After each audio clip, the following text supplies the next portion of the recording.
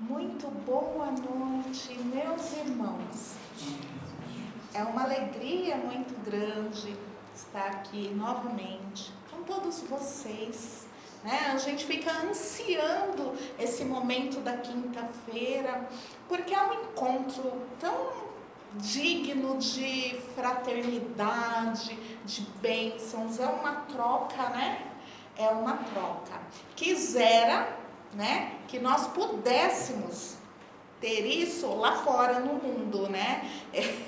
Esses dias eu estava ouvindo um expositor e ele falou assim que espírita na casa espírita é uma beleza, né? Todo mundo é bonzinho, todo mundo é amável, todo mundo é fraterno, mas espírita tem que ser lá fora. Então a gente vem aqui, a gente carrega as baterias, né? Nós aprendemos uns com os outros, trocamos vibrações, trocamos, né, essas benesses, né? Na verdade, nós nos recarregamos todos juntos, e aí quando a gente está lá fora fica um pouco mais fácil. Quando a gente vem, né, nos trabalhos, fica muito mais fácil lá fora, porque parece que tem alguma coisa sempre lembrando que, opa, que eu aprendi.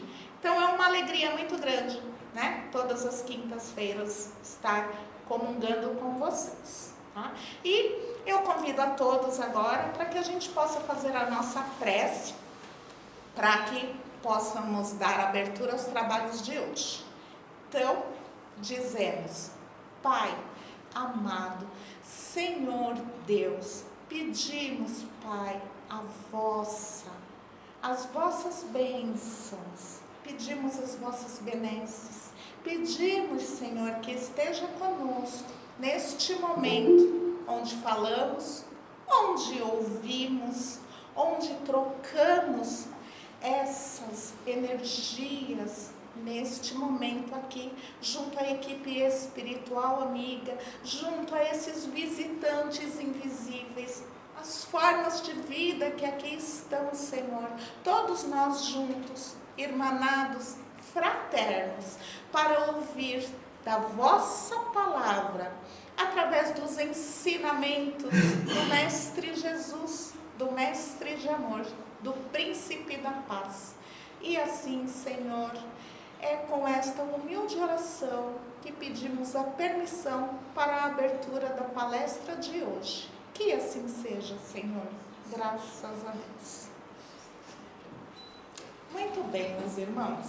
A palestra de hoje, né, nós estamos neste trabalho dignificante, que é o livro Boa Nova, né, do irmão Humberto de Campos, com o nosso psicografado pelo nosso irmão querido Chico Xavier.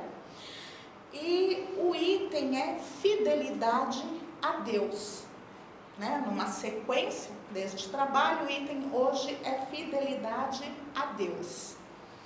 E aí, Humberto de Campos, ele consegue escrever de uma forma que ele deixa tudo muito real, ele deixa tudo muito vivaz. Quando você está lendo aquelas linhas tão bem escritas, né, de tão poucas páginas, né, muito pequeno texto, ele tem uma grandiosidade tamanha, porque ele consegue sintetizar em pequenas frases um conjunto de emoções. Ele consegue passar emoções, ele consegue passar ensinamentos e ele consegue passar uma coisa mais importante ainda, nos convida para reflexões. Então não adianta eu vir aqui e eu ler o livro, a história que está no livro, porque eu estaria tirando a oportunidade, né, de quem já leu, ler de novo com outro olhar, e de quem não leu ainda, ler e sentir todas essas emoções. Então, não adianta eu ficar lendo. Então, eu vou trazer as conclusões, né, que eu tirei da leitura, tá? São conclusões minhas, né? Pesquisei bastante antes de vir aqui para falar. Mas eu convido que cada um de vocês também faça uma leitura para ver o que vão extrair, porque cada um de nós vai extrair de acordo com o que sente, com o que necessita, com o que almeja, né? Mas vamos lá, fidelidade a Deus. Lá em Cafarnaum, né, naquela cidadezinha, junto àquele mar da Galileia, todos os discípulos ali, né, reunidos junto ao mestre. O mestre já havia escolhido os apóstolos, né, que ia continuar o trabalho da boa nova, da boa notícia. Então o mestre, ele sentiu, né, que os seus discípulos estavam um pouco desanimados. Não tanto desanimados, mas questionadores de si mesmos. Como o mestre, ele não impunha nada, ele faz perguntas. Perguntas que fazem com que as pessoas começam a colocar para fora de uma forma que no que ela está falando, ela já está raciocinando antes mesmo dele dar a resposta. Porque a resposta do mestre era sempre mais uma pergunta, e mais uma pergunta, e mais uma pergunta, porque o mestre, ele tinha esse tato de não impor nada, né? De não falar faça isso ou faça aquilo. Não, ele respeitava cada um e ele esclarecia, mas ele esclarecia de uma forma didática, com outras perguntas, né? Então, o que eles estavam sentindo naquele momento?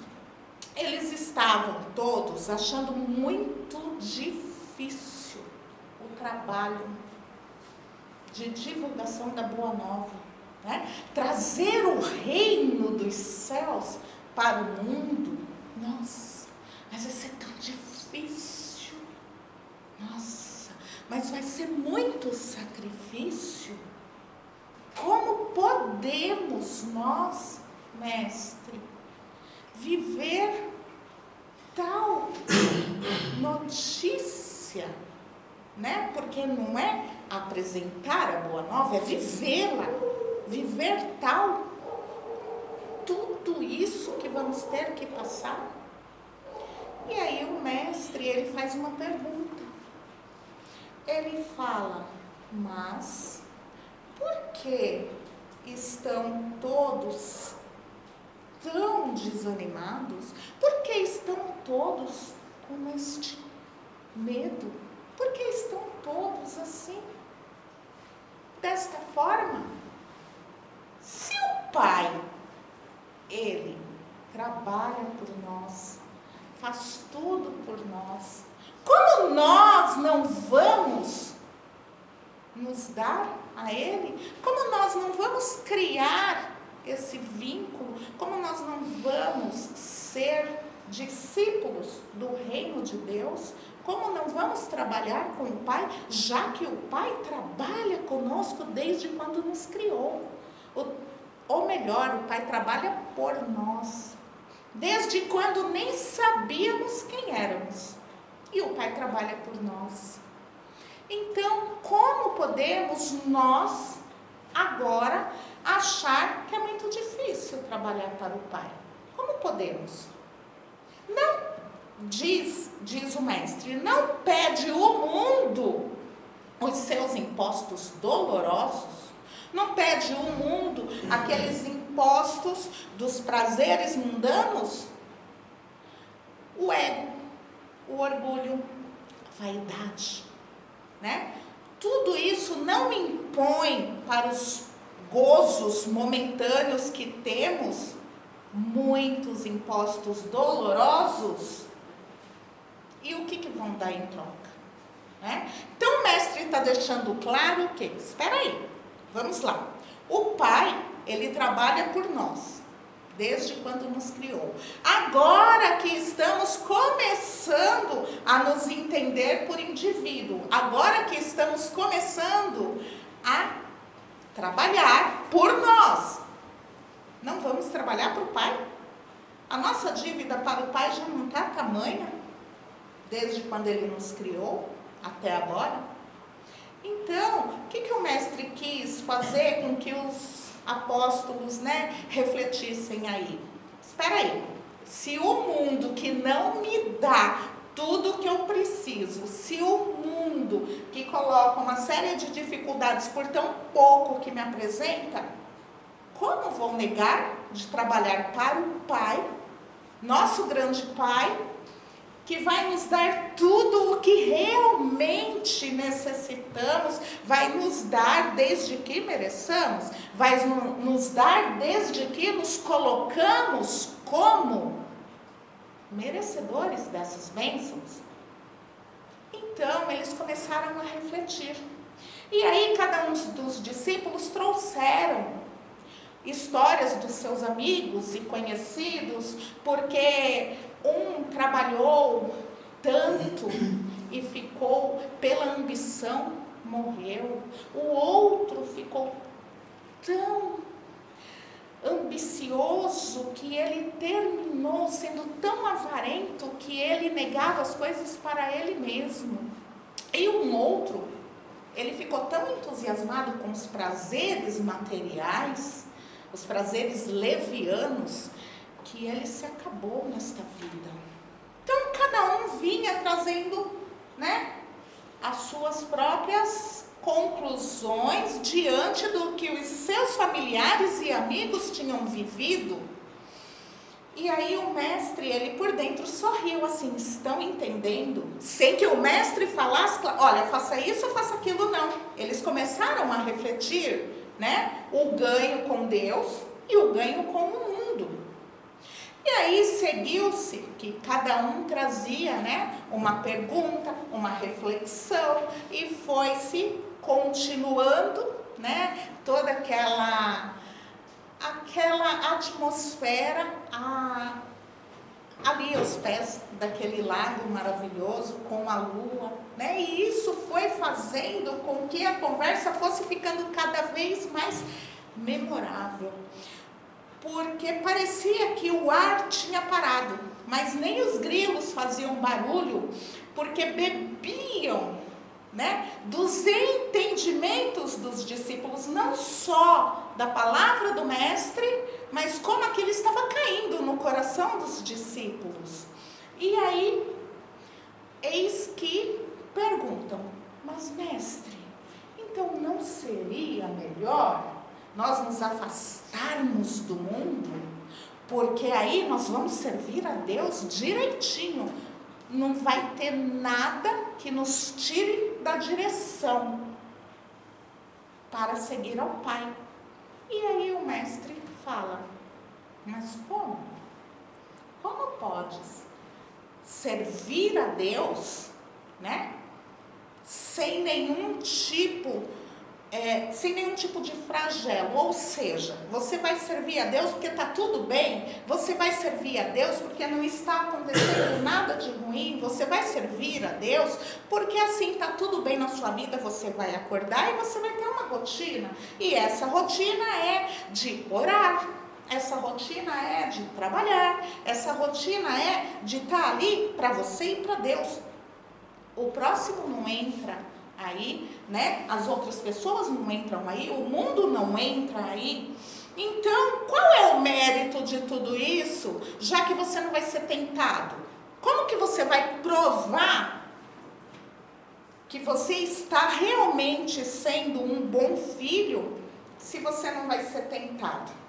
E os discípulos ficaram, mas como assim não vai ser tentado? E nós temos muito disso mesmo. Várias vezes nós nos colocamos, numa redoma, porque algo nos machucou e a gente não quer sair dessa redoma para não revidar. Não, eu não quero revidar, porque senão eu vou brigar, porque senão eu vou ficar triste. Então nós não estamos fazendo as coisas direito. Por quê? Porque Jesus esclarece: nós temos que servir a Deus, Mas como servir a Deus e servir ao mundo? Difícil, né? Se a gente for só servir a Deus, a gente vai viver neste mundo todo fechado só para Deus, mas não vamos ser postos à prova. Mas quando a gente só está aqui no mundo material, ele é tão tentador e eles nos arrastam para os gozos momentâneos, para os prazeres momentâneos, né? Para a ira, a cólera, o ego. Então, como que a gente pode fazer? Vou servir a Deus e vou servir a Mamon. Vou aborrecer a um, vou fazer o outro feliz, ou vou fazer este feliz e aborrecer ao outro. E aí Jesus nos esclarece, e é um tema muito reflexivo do que nós temos que servir a Deus dentro do mundo, e o mundo que tem que nos servir. O mundo material é para nos servir. Nós temos que usar as coisas materiais e não usar as pessoas. E as coisas materiais, elas têm que ser usadas de uma forma que ela é usada por mim. Eu multiplico essa bênção e passo essa bênção para todos os outros da mesma forma que eu recebo. Então é aí que nós precisamos ter essa reflexão de servir a Deus e o mundo nos servir. Como que o mundo nos serve? É assim, utilizando todos os recursos que temos, da tecnologia, do progresso, utilizando tudo isso para gerar benefícios não só para nós, mas gerar benefícios para todos. Então isso é uma mensagem muito forte de que temos que parar de usar as pessoas e começar a usar as coisas. Então é muito claro, né, que tudo que Deus colocou aqui neste planeta Terra é para nós progredirmos, é para a nossa evolução, mas é uma evolução que nós temos que ter uma coisa em mente, é momentâneo. Se é momentâneo, para que eu preciso tanto? Não, tá bom, eu quero ter tanto porque eu quero redistribuir, ótimo. Então seja um empresário, tenha várias empresas, mas dê um trabalho digno para o seu funcionário, dê um salário digno para o seu funcionário, e o seu funcionário faça um trabalho digno para merecer estar ali. Então é uma troca. Então as coisas materiais, elas servem para nos servir, e nós vamos nos servir dentro do que necessitamos, dentro do que precisamos, e vamos repassar. Se nós tivéssemos isso em mente desde o início dos tempos, hoje não teríamos tantas guerras, porque a maior parte das guerras, elas são concluídas porque as pessoas querem muito dinheiro, querem muito poder, querem mandar em tudo, e aí existe a guerra, porque quem manda é o poder, né? Então essa parte ficou muito claro, mas existe também uma coisa nesta leitura de Humberto de Campos, que tem uma hora que Jesus fala que o discípulo, ele precisa, o discípulo, quando ele fala discípulo para aqueles 12, gente, ele está falando para aqueles 12 retransmitir, então é para todos nós. Essa leitura é para todos nós, não é para aqueles 12 que já fizeram o seu papel, é para todos nós. Então, ele fala o seguinte, que o discípulo, ele precisa, tem uma parte muito marcante que ele fala, o discípulo precisa trabalhar o solo com muita disciplina, com muita força de vontade, e cavar até achar uma gota de água no deserto escaldante. Ele já está falando, não vai ser fácil. Não vai ser fácil brigar com o ego. Mas eu entendo que ele está falando não só do mundo exterior, do nosso mundo interior. No nosso deserto do nosso coração. Que nós precisamos cavar e cavar, porque a gota d'água sagrada, a centelha divina está lá. Está dentro de nós. E é essa gota sagrada que ela precisa virar um riacho, um Cafarnaum, um lago. Um lago que tem, né, em Cafarnaum. É esse lago que ele precisa jorrar do nosso coração. Então, e aí, os discípulos perguntam, mas mestre, qual é então a virtude que nós temos que ter para conseguir tudo isso? E Jesus fala, fidelidade. Fidelidade a Deus. E aí, eu fui pesquisar fidelidade. O que quer dizer fidelidade? Fidelidade quer dizer que, lá na etimologia da palavra, confiança e fé. Então, fidelidade não é só, eu sou fiel, eu não traio. Não, vai além disso. Fidelidade quer dizer confiança, fé, lealdade. Muito bem. Quando a gente, quando as pessoas vão se casar, elas têm um símbolo. O símbolo é a aliança, Geralmente as pessoas usam a aliança como símbolo. É o símbolo da fidelidade. E aí, a fidelidade, ela pode durar a vida inteira. Eu prometo ser fiel na saúde e na doença, na riqueza e na pobreza. Pode durar a vida inteira, como não. Como ela pode ser quebrada, muito antes disso. E não vamos julgar os motivos, porque cada um tem o seu. Mas essa fidelidade que Jesus nos propõe, é uma fidelidade diferente.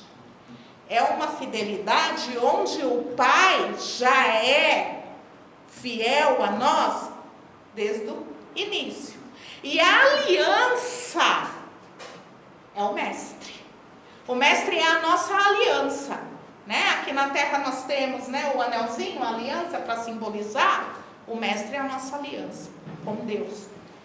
A aliança de que tudo que Ele falou, tudo que Ele prometeu é verídico. Então, fidelidade é confiança e fé. Se Deus é fiel, poxa vida, gente, Ele já confia na gente. Ele já tem fé em cada um dos seus filhos. Ele sabe o nosso potencial, Ele sabe que nós podemos evoluir, Ele sabe que desde que Ele nos criou, nós vamos crescer. Ele sabe tudo isso. E nós não sabemos. Nós não temos ideia.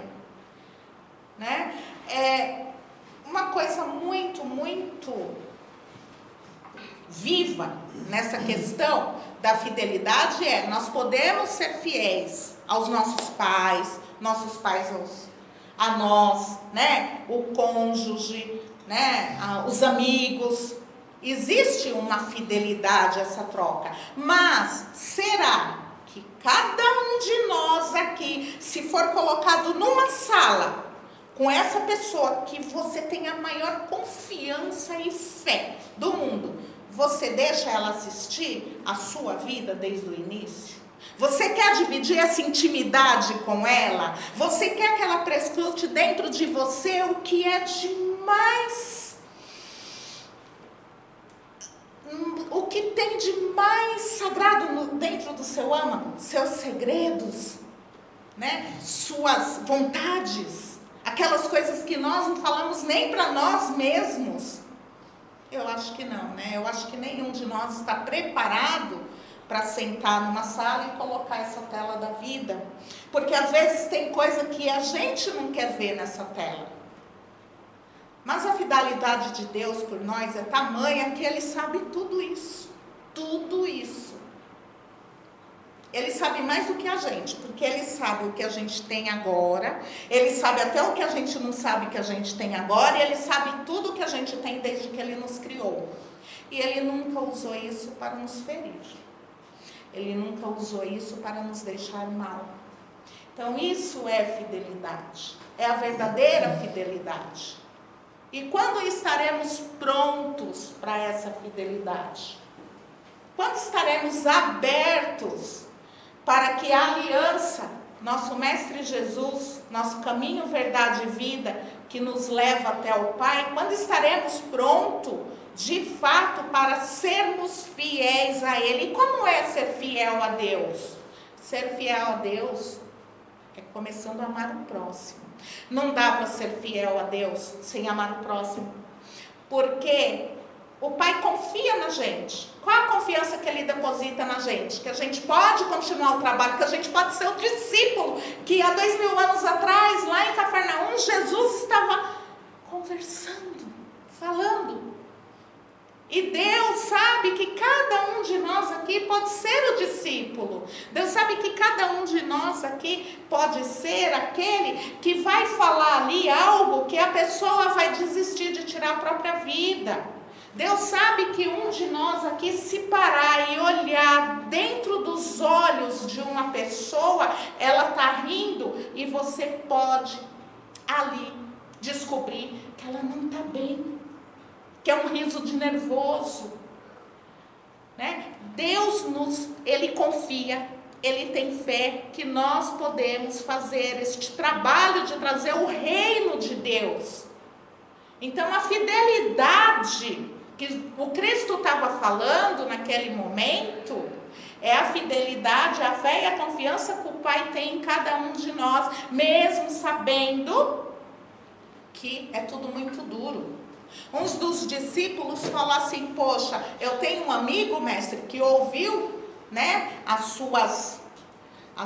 seus sermões, e ele falou assim: mas como pode um Deus todo-poderoso e Ele não estar preparado para nos dar tudo na ventura, para não nos dar tudo quando está bem?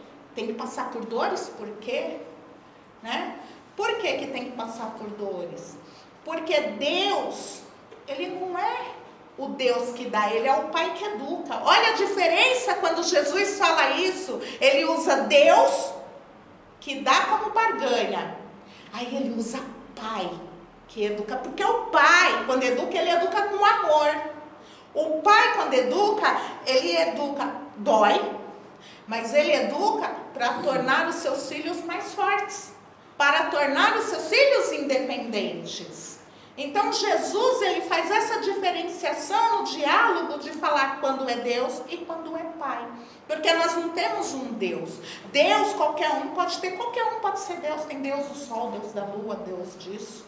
Nós temos um Pai, um Senhor Todo-Poderoso, Criador do Universo, que nos ama e confia em nós. Nós que não confiamos na gente ainda, né? E aí, uma história de fidelidade real, né? Que eu peguei, eu estava lendo essa história, que é de um senhor que viveu mais de 60 anos com a sua esposa e ela adoentou-se com uma demência.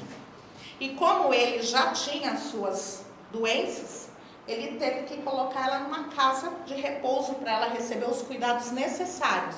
Mas todos os dias ele ia dar o almoço para ela. Ele não abria mão de dar o almoço para ela todos os dias.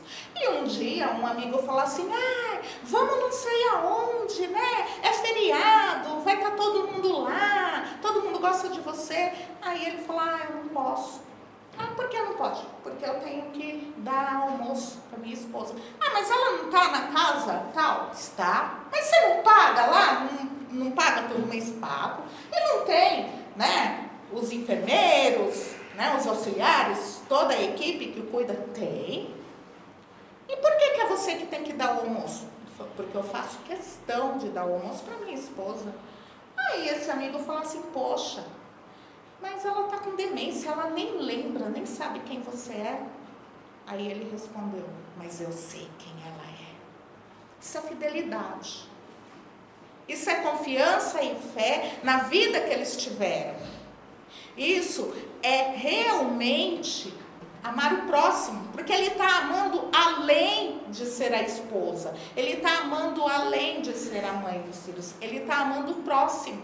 E ele está trazendo isso para o mundo, ele está trazendo isso como exemplo. E isso me lembra uma outra coisa que é atribuído a São Francisco de Assis, Eu não sei se é ou se não é, se são palavras dele ou não, mas é muito válido, porque é um ensinamento muito bom, que diz que ele, quando estava, treinando a sua equipe, os frades, os freis, para saírem no mundo, ele falava assim: vão e preguem o evangelho, e se necessário, falem. Nessa leitura de Humberto de Campos, um dos discípulos fala: mas Senhor, como servirei a Deus estando doente? E aí o Cristo falou: nós temos muitas formas de servir ao Pai, muitas formas. Você pode servir estando doente, você pode servir estando mal, você pode servir estando deprimido, você pode servir de qualquer forma. O que não pode deixar de acontecer é não servir. Porque quando você serve a Deus, você até esquece do que você estava tendo. Porque é tão gratificante, é tão bom sentir que o Pai, aquele momento onde os cristãos do passado eram colocados para entregar nas arenas aos leões, para entregar às fogueiras, para entregar aos martírios, e a gente não entendia como eles estavam cantando. Muitos deles estavam cantando.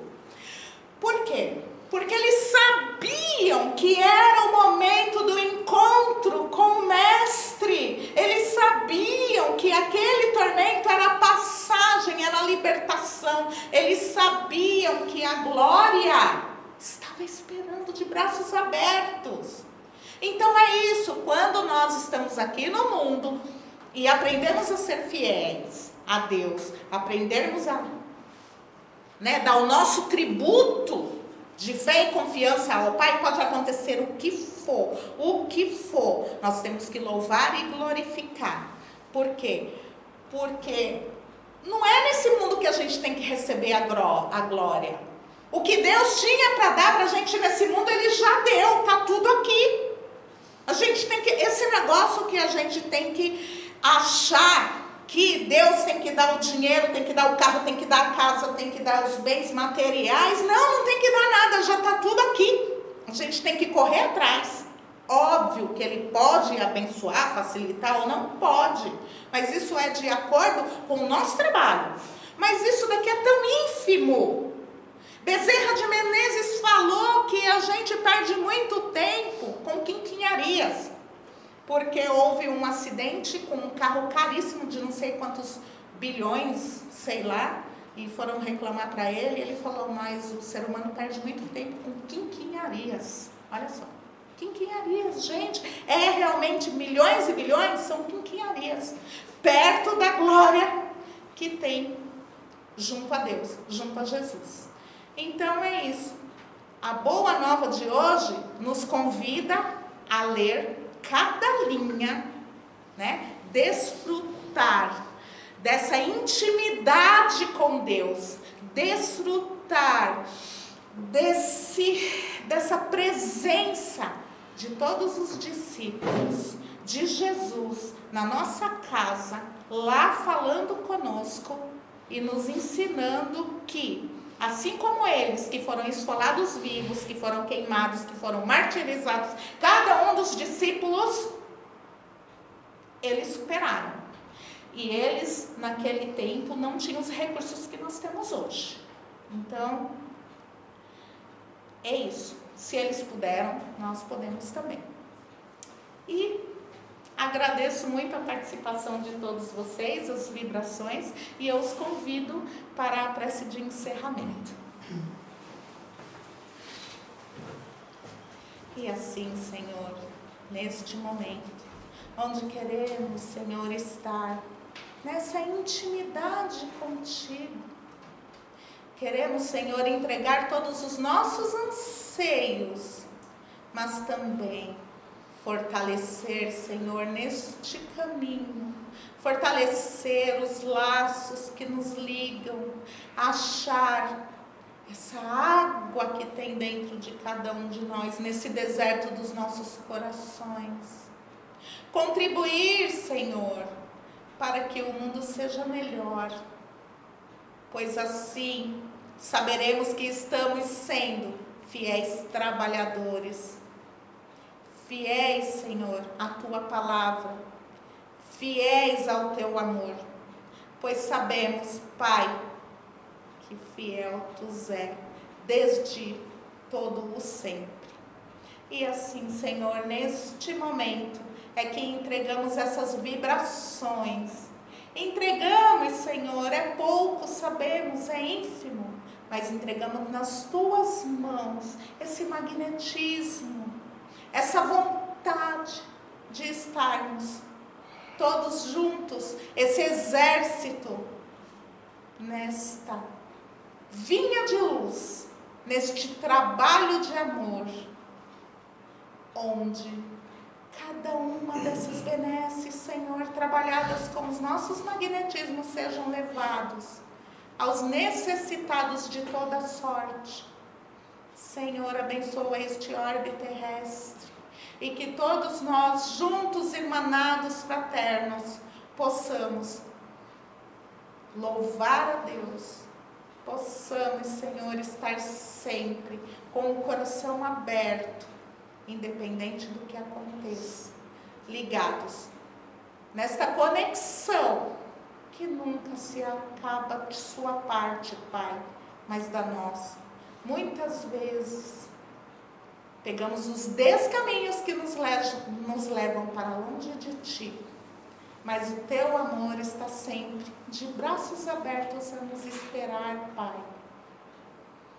E aqui, agora, com a oração que Jesus nos ensinou, é que pedimos a permissão para findar este momento de luz da Tua mensagem, da mensagem do Evangelho, dizendo: Pai nosso que estais nos céus, santificado seja o vosso nome, venha a nós o vosso reino, seja feita a vossa vontade, assim na terra como nos céus. O pão nosso de cada dia nos dai hoje, e perdoa as nossas ofensas, assim como perdoamos a quem nos tenha ofendido. Não nos deixeis cair em tentações, e livra-nos, Senhor, de todo mal. Que assim seja. Graças a Deus.